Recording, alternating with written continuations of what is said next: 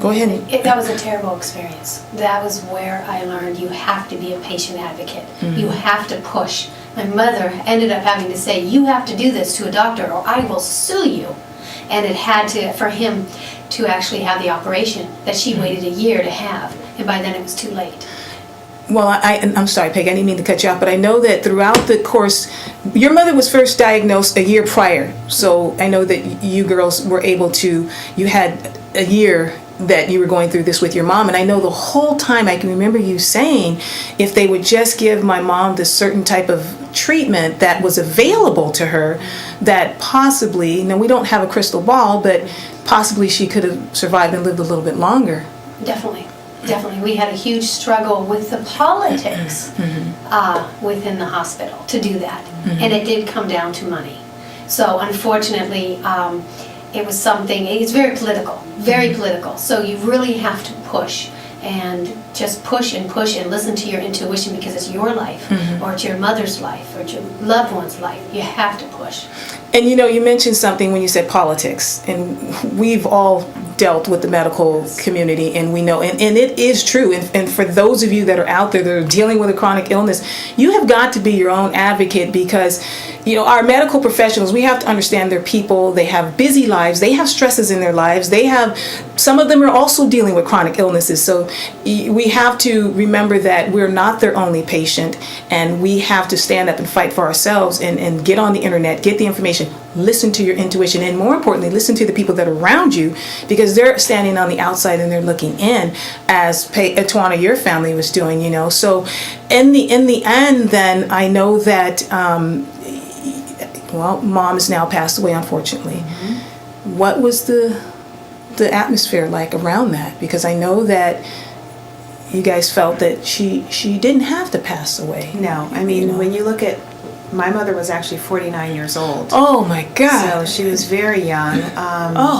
And it was a time where, I looked at it and said, oh my gosh, I saw her as the beautiful, active person, not a sick patient.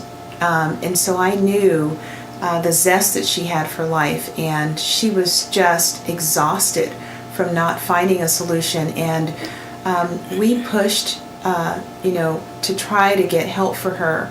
But unfortunately, I think what happens too is with the family is that sometimes they don't want to be a bother to you. They don't want to be a burden. So they sometimes withhold information, or they don't kind of clue you in on everything, and they'll say, oh no, it's okay, or they'll listen to just what oh no, we figured something out. Where that thing again, it goes back to intuition. When you feel in your heart that something's just not right, just following that and just really insisting that you have some clear answers for yourself. Because a lot of times you're felt to feel as though you want to be have some privacy, but you want to be able to help your family member.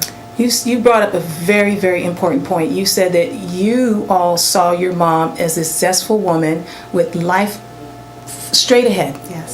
And this is what I have noticed a lot of the problem is. A lot of times our medical, and I can say this because I've talked to thousands of my fellow patients. I'm also a patient, so I've dealt with this. I've seen it. What happens is, and this is not necessarily the case of your mom, and this is what actually got me through and allowed me to be where I am today, is oftentimes our medical professionals categorize us with being sick and having a chronic illness that's incurable. The end is, unfortunately, you're going to pass away. But I think that what we need to do is we need to start sharing our ambition and our desire to live our lives. We need to share with our doctors. We have children at home that we want to see graduate. We have a life to live, because what happens is day in and day out, the doctors are dealing with sick people. And unfortunately, a lot of people that are sick grumble. They don't really show that they do want to move forward.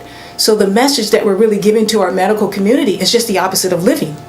Do whatever you want. I don't care. I'm not really going to participate. I sit in the lobby. I don't really mingle and talk to my fellow patients or my fellow human being that is just sitting next to me.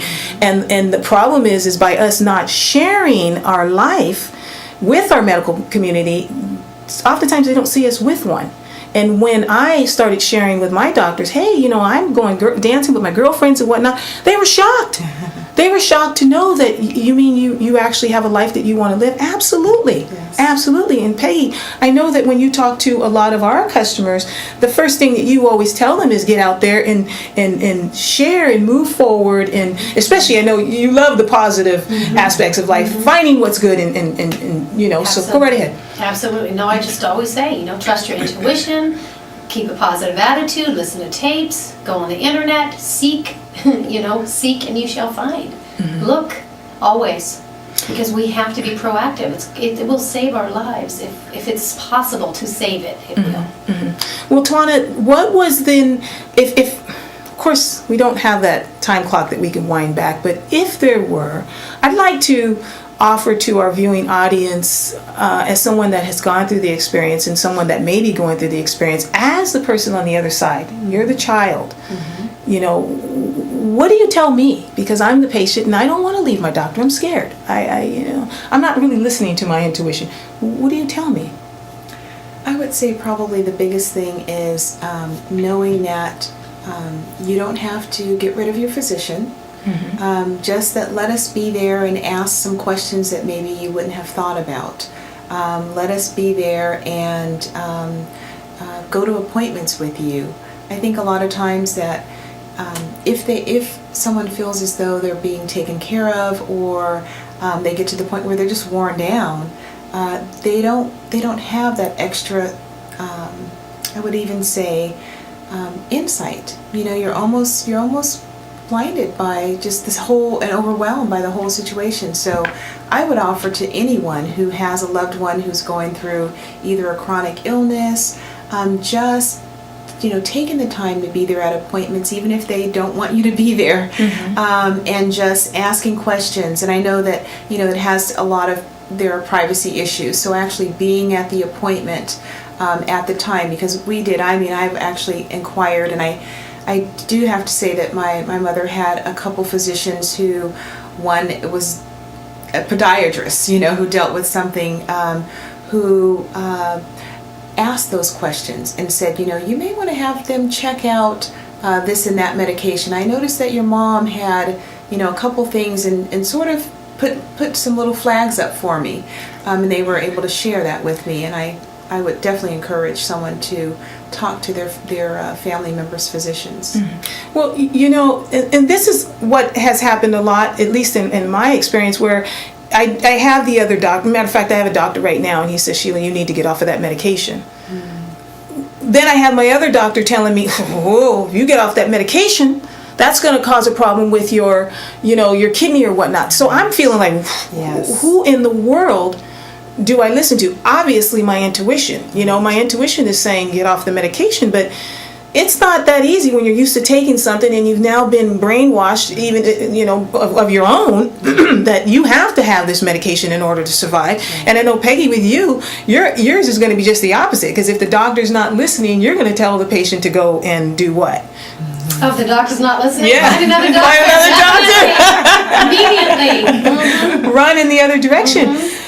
Having said that, then how do you, in your opinion, Peggy, how do I pick myself up when I'm glued to this team that I have, and go and find that proactive team that's really working for me? How do I do that? Just like you did. Other patients. Other patients. You were told, get away from this doctor. He will have, there's a bad history there. Go to this doctor. This doctor saved my life.